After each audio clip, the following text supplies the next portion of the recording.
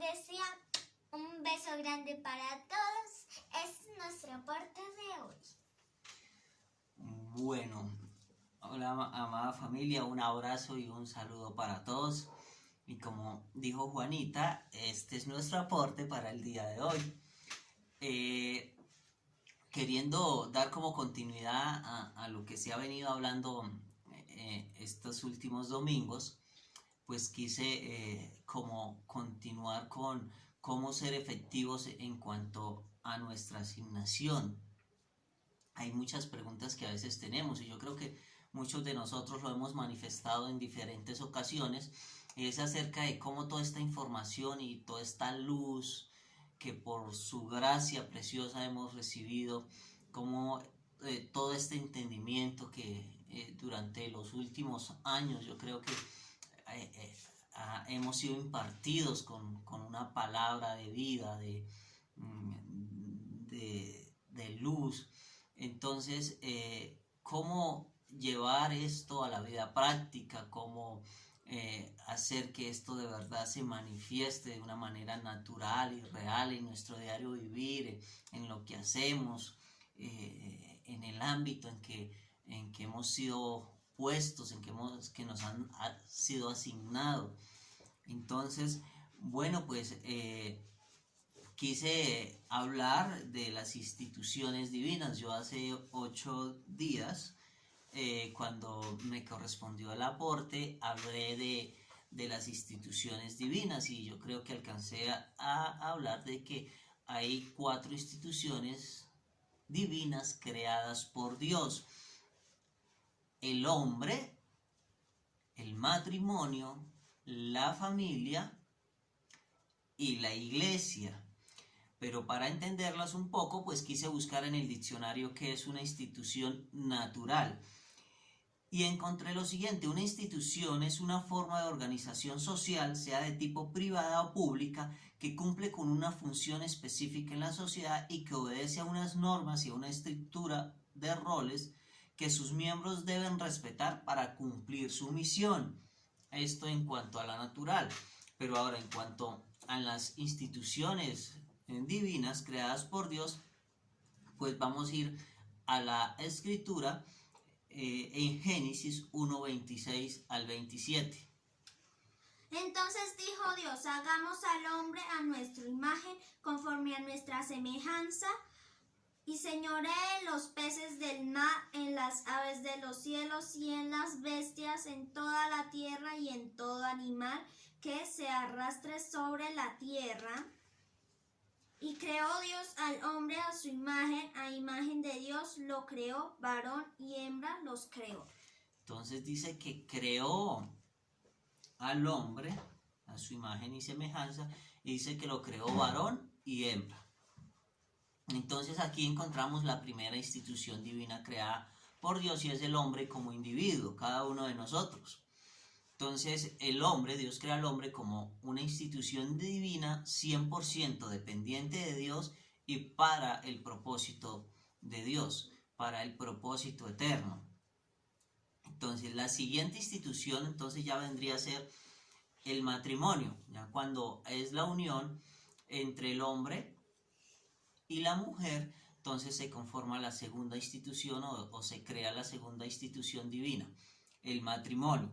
La tercera institución, la familia, es cuando ya hay esta unión y comienza el proceso de multiplicación y pues aparecen los hijos, ¿no?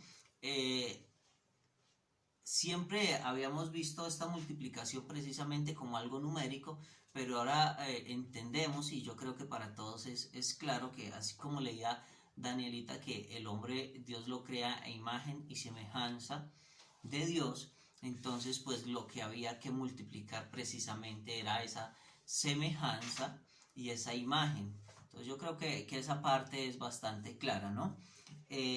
La cuarta institución es la iglesia, que es el cuerpo de Cristo y que se origina en Cristo. Ahora, bueno, tenemos estas 4 instituciones creadas por Dios, y esto implica algo tremendo, porque si son creadas por Dios, pues implica que son perfectas en todo, en su diseño, en su construcción, en el fin para el que fueron hechas, en el propósito para el que Dios las crea, ¿no? Entonces, pues empiezan a surgir preguntas. Si las instituciones son perfectas, ¿por qué no son efectivas en cuanto a su asignación? ¿Por qué nosotros no somos efectivos? Y yo hablo por mí, no somos efectivos, o al menos no como se debiera. No le damos a veces el valor y la importancia, ni siquiera es importancia, sino el privilegio que se nos ha dado, no lo sabemos aprovechar. Entonces, yo me preguntaba eso, si quien crea las instituciones es Dios y ellas son perfectas, entonces, ¿por qué ellas mismas no son efectivas? Porque si miráramos cada institución divina una a una, nos vamos a dar cuenta que están desenfocadas. En su gran mayoría las vamos a encontrar totalmente desenfocadas de lo que es su verdadero propósito. Y bueno, pues para dar respuesta a esas preguntas, pues lo primero que tenemos que ver es cuál es el propósito de estas instituciones divinas. Entonces, es claro que si ellas son creadas para el propósito eterno, Dios las crea para su propósito, para Él, entonces pues sabemos que el propósito eterno consiste pues en la intención de Dios de siempre de darse a conocer. Por lo tanto, cada una de estas instituciones tienen como propósito darlo a conocer, ¿no? El propósito de Dios en cada una de ellas es darse a conocer. Pero como vemos que ellas están ligadas al propósito eterno, entonces podemos encontrar en las Escrituras algo tremendo que está ligado al propósito eterno, y es la palabra reposo, que todos la conocemos y que es muy usada cuando queremos entender las sombras y figuras en el Antiguo Testamento y el día de reposo que debía guardar el pueblo de Israel. Pero vamos a leer esta cita que es Génesis 2:2. Acabó Dios en el día séptimo la obra que hizo, y reposó el día séptimo de toda la obra que hizo. Entonces, aquí habla de un reposo, dice que Dios reposó de toda la obra que hizo. Pero pues tenemos que entender este reposo, porque si estuviéramos pensando en que Dios descansó, reposo tiene que ver con descanso, pero si pensáramos en un descanso por cansancio o por fatiga, pues entonces diríamos que Dios estaba cansado de la actividad que había realizado o se había agotado. Pero Dios es Dios, Dios es espíritu, Dios no se cansa. Entonces, ¿de qué clase de reposo está hablando la Escritura ahí? ¿Cierto? El apóstol Juan Ballestreri expresa lo siguiente: la condición fundamental para que el propósito de Dios se dé a conocer es encontrar instituciones divinas en modo reposo. A mí eso me pareció tremendo, y esa párrafo se me quedó grabado desde la primera vez que lo leí. La condición fundamental para que el propósito de Dios se dé a conocer es encontrar instituciones divinas en modo reposo. Entonces vamos a empezar a relacionar esa palabra reposo y a ver de qué reposo es que nos habla la Escritura. Entonces, realmente el reposo tiene que ver con descanso o señorío.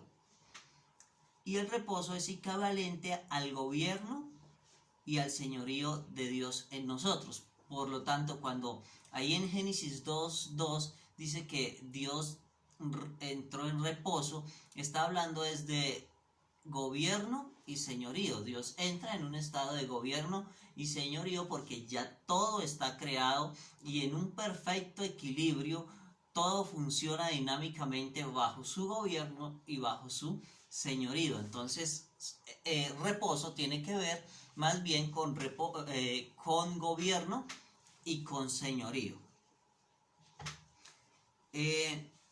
Aquí tengo acerca de la sombra y la figura en el antiguo pacto acerca del día de reposo, ¿no? Yo creo que nos han hablado ya de este tema y yo creo que muchos lo entendemos cuál era la sombra y la figura y cuál es la realidad, la sustancia que tenemos nosotros de ese día de reposo que guardaba el pueblo de Israel, ¿no? Y dice que día de reposo viene de sabatón o sabata, cuya raíz es desistir. La expresión no tiene que ver con la idea de relajamiento o descanso, sino más bien con cesar de una actividad por gobierno y señorío. Entonces, lo que dice es que es desistir de algo, desistir de una actividad, pero no porque se esté cansado, sino porque cesa esa actividad precisamente porque hay gobierno y señorío, porque cuando hay gobierno y señorío, entonces todo encuentra un perfecto equilibrio. El pueblo de Israel medía el día de reposo pues como algo cronológico, ¿no? Todos lo sabemos, ¿cierto? Y sabemos que el día de reposo pues era sagrado para ellos y no se podía hacer ninguna actividad a no ser que ésta fuera de carácter religioso. Pero pues nosotros, nuevamente lo digo, tenemos la realidad de esa sombra, sabemos que es un día eterno que comenzó con la obra de la cruz y en el cual nosotros ahora estamos incluidos y del cual nosotros participamos y somos beneficiarios de este día de reposo, porque para nosotros es un gran beneficio el día de reposo. Vamos a leer algunas citas. Josué 1:13. Acordaos de la palabra que Moisés, siervo de Jehová, os mandó diciendo: Jehová vuestro Dios os ha dado reposo y os ha dado esta tierra. Jehová Dios nos ha dado reposo y nos ha dado esta tierra. Interesante encontrar que él dice ahí, nos ha dado esta tierra y nos ha dado reposo, pero realmente de qué reposo está hablando ahí, porque sabemos que Canaán no precisamente era una tierra de reposo, ¿no? Porque habían muchos reinos y estaban en continua guerra y el pueblo de Israel cuando entra a esta tierra pues sabemos que libra varias batallas. Entonces, si estuviéramos hablando de un reposo natural, pues precisamente Canaán no sería el ejemplo de reposo, sino que ahí ya Dios está mostrando y el escritor está hablando de lo que era el verdadero reposo, esa sustancia que hoy tenemos, ¿no? El Salmo 116:7 dice: Vuelve, oh alma mía, a tu reposo, porque Jehová te ha hecho bien. Bueno, vuelve, oh alma mía, a tu reposo. Y ahí creo que vamos a tener uno de las no sé, puntos más importantes a entender, y es la parte del alma, ¿no? Un alma angustiada, un alma en afán. Y aquí el escritor está diciendo: vuelve a tu reposo, vuelve a Jehová, porque ahí el alma encuentra reposo. ¿Encuentra qué? Señorío y gobierno, que es el equivalente a reposo. Éxodo 31:16-17 dice: Guardarán pues el día de reposo los hijos de Israel, celebrándolo por sus generaciones por pacto perpetuo. Señales para siempre entre mí y los hijos de Israel, porque en 6 días hizo Jehová los cielos y la tierra, y en el séptimo día cesó y reposó. Nuevamente entonces hablando de la figura, de la sombra, pero que este día se iba a guardar perpetuamente. Colosenses 2:16. Por tanto, nadie os juzgue en comienda o en bebida o en cuanto a días de fiesta, luna nueva o días de reposo. Nuevamente ya hablando de que ya no hay un día que guardar, un día cronológico, sino que ahora ya estamos en el reposo del Señor. Y tenemos Hebreos 4:9. Por tanto, queda un reposo para el pueblo de Dios. Por lo tanto, ya no dice que es el reposo, el día de reposo del pueblo de Israel, sino queda un reposo para el pueblo de Dios. Entonces, hablando nuevamente ya de la sustancia y de la realidad de la que nosotros ahora disfrutamos. Bueno, entonces, pues para ir como uniendo todo esto, entonces sabemos ya que reposo está intrínsecamente ligado al propósito eterno, porque reposo es señorío y es gobierno. Entonces empezamos a ver por qué las instituciones divinas no cumplen a cabalidad con la asignación o no son efectivas en su asignación, y es precisamente porque son instituciones que no están en reposo, como lo expresaba el apóstol Juan Ballestretti ahorita en la frase que les leía. Si las instituciones no están en modo reposo, en modo de señorío y en modo gobierno, entonces pues va a ser difícil cumplir con la asignación. Yo coloqué por acá, no estamos en modo reposo, estamos en modo angustia por los afanes de las cosas naturales, de lo material y las condiciones que nos ha puesto el sistema. Y esto es una realidad que vivimos nosotros. Las cosas de la vida, las cosas de la vida natural nos sacan de ese modo reposo, nos sacan de nuestra posición. Y entonces hoy vivimos angustiados por el trabajo, por la economía, por la circunstancia que estemos pasando, por una cosa y otra. Entonces no somos instituciones que están en modo reposo, no somos instituciones que están en señorío y en gobierno, sino que más bien estamos en modo de angustia y de preocupación. Y esto pues no permite que podamos ser efectivos, que manifestemos todo esto que nos está siendo dado, que lo llevemos a la vida práctica, que esto se dé naturalmente. Cuando nuestra alma logre, como decía el salmista ahí, ¿no? Vuelve alma mía a Jehová, porque pues, ahí al reposo de Dios, al señorío, al gobierno de Él. Porque es precisamente en nuestra alma donde se está llevando todo este proceso. Sabemos que en nuestro espíritu estamos perfectos, somos santos, somos perfectos en Él, pero nuestra alma es la que está siendo conformada. Es nuestro yo el que está siendo conformado a la imagen del Hijo. Y entonces en ese proceso en el que estamos, es donde debemos nosotros ahí sí ser colaboradores con Dios y también esforzarnos para de verdad entrar en modo reposo, en señorío y gobierno, para que podamos de una manera natural manifestar todo lo que ya ha sido depositado en nosotros. Cristo nos libertó, pero nosotros nos hemos hecho esclavos del sistema al dejarnos permear por él. Porque hemos sido permeados por el sistema de una forma impresionante, ¿no? Entonces, todo lo que nos ha puesto el sistema, entonces nosotros hemos entrado en eso y hemos querido tener las cosas del sistema, y entonces ahora lo material nos mueve muchísimo, el tener bienes, el tener cosas materiales, el tener lujos, marca y todas estas cosas que son del sistema, las redes sociales, todo esto cómo nos mantiene y nos permea y nos afecta en cuanto a nuestra asignación, en cuanto a nuestra efectividad en la asignación que se nos ha sido dada.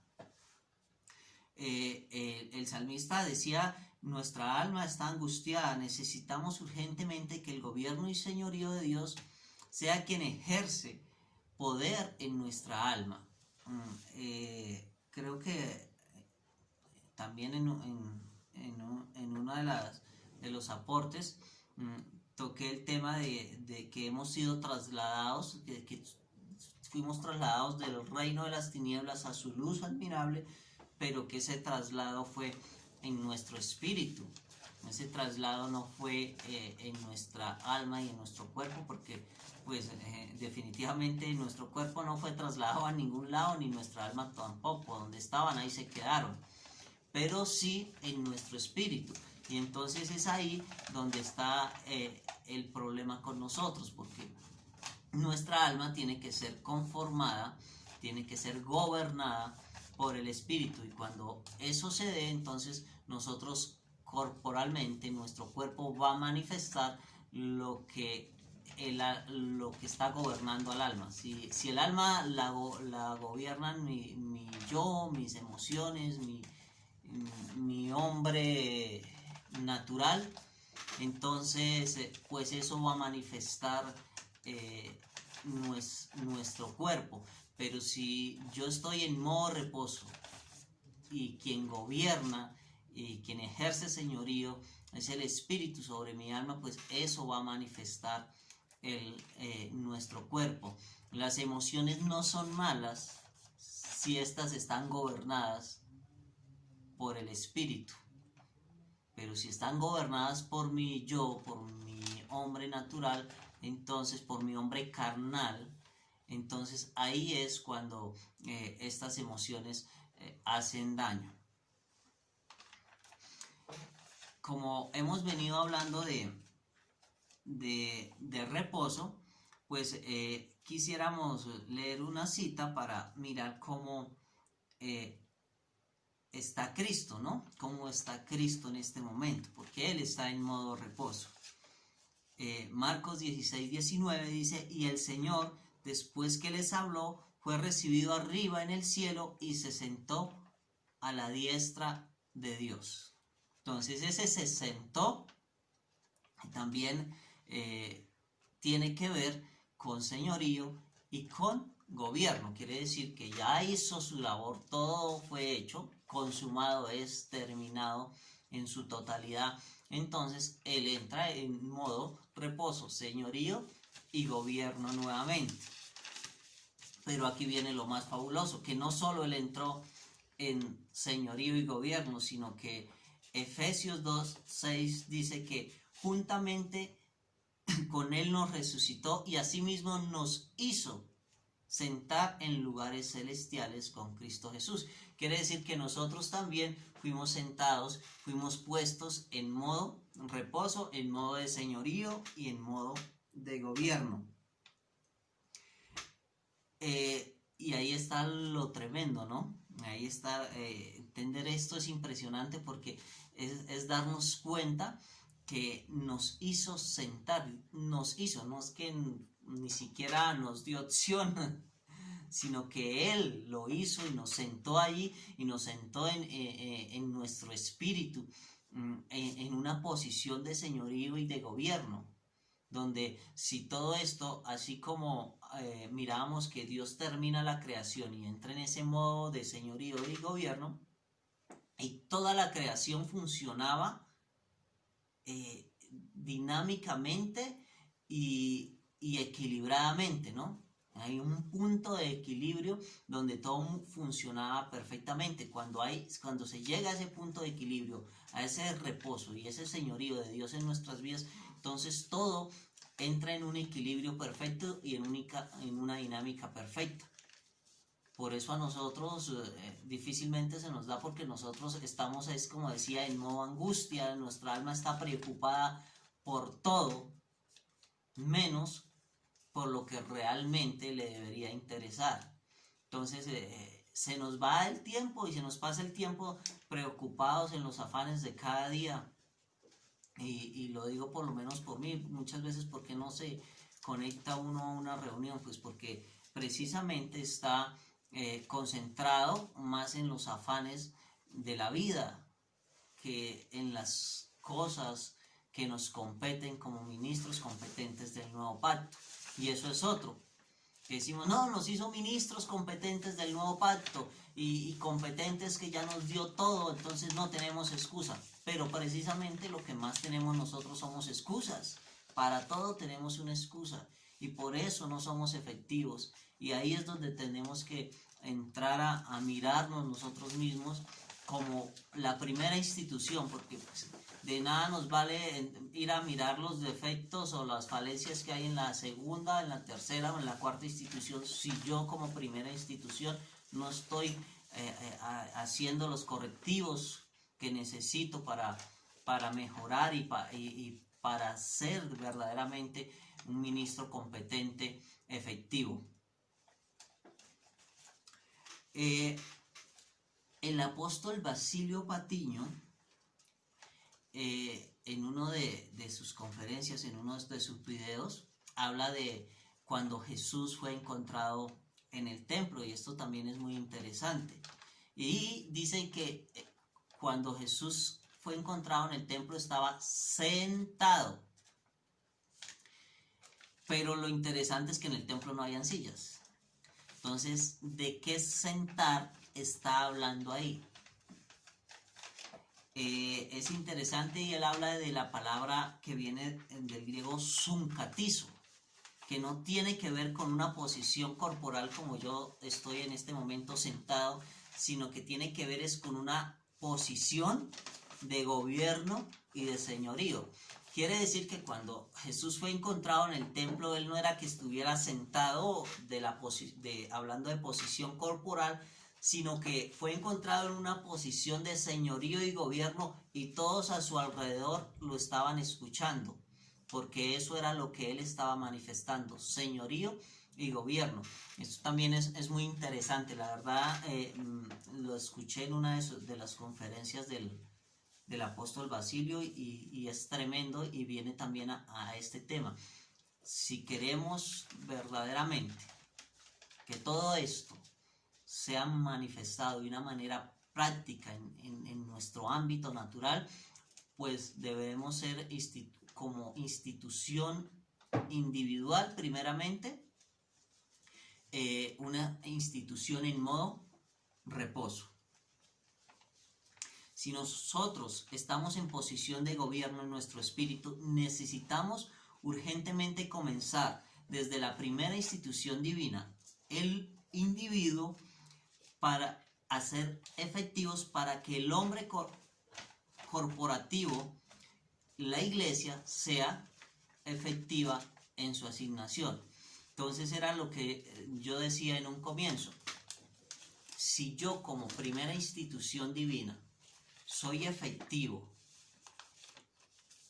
entro en modo reposo, señorío y gobierno, que sea Dios quien tome el señorío y el gobierno de todas las cosas, de mi parte almática, emocional, entonces yo seré efectivo. Al llegar al matrimonio, entonces tendríamos dos personas en modo reposo, en modo señorío y gobierno.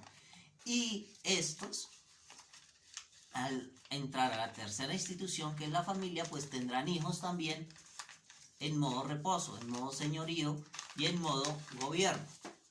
Así pues llegarían entonces a la iglesia personas en señorío y en gobierno, y entonces la iglesia, el hombre corporativo, el cuerpo de Cristo, sería efectiva en su asignación. Ahí es donde está la clave, en que nosotros como individuos empecemos a ser efectivos, empecemos a hacer algo. Y es impresionante que todo esto que nos está alumbrando, a veces hay esa preocupación de que se nos quede ahí como en mucha información, pero ¿qué está pasando? Pero en realidad esto nunca se detiene. A veces pareciera que no está pasando nada, pero la gracia de Dios nunca se detiene. El proceso se está llevando dentro de nosotros, en nuestro interior. Nuestra alma está siendo trabajada, está siendo conformada y a veces no nos damos cuenta. Lo digo por experiencia propia. Yo hasta hace un año creí que como que no estaba pasando nada, que todo estaba igual, pero la gracia nunca se detuvo. Este modo reposo nunca se detiene. El señorío y gobierno de Dios siempre está ahí, conformando nuestra alma más a la imagen del Hijo. Estamos siendo conformados. Entonces, pues eso era lo que quería compartirles, mis amados hermanos. Yo sé que esto es un tema mucho más largo, que nos llevaría muchísimo tiempo, pero yo sé que vamos a tener también, y siempre lo he dicho, sus aportes son valiosísimos, y pues ahora que nos reunamos, pues creo que voy a ser altamente edificado con cada uno, o vamos a ser altamente edificados con cada uno de sus aportes. Juanita nos quiere despedir, entonces ella quiere hacer una oración. Papito Dios, gracias por este día tan lindo que tú nos has dado, Señor. Gracias por nuestra salud. Gracias por darnos un día más de vida, Señor. Acompáñanos, Señor. Pon ángeles alrededor de nuestras camas, Señor. Bendícenos. Guarda a todos los pobres que están por allá afuera, sin plata, sin comida, Señor. Bendícelos y guárdalos. Amén y amén.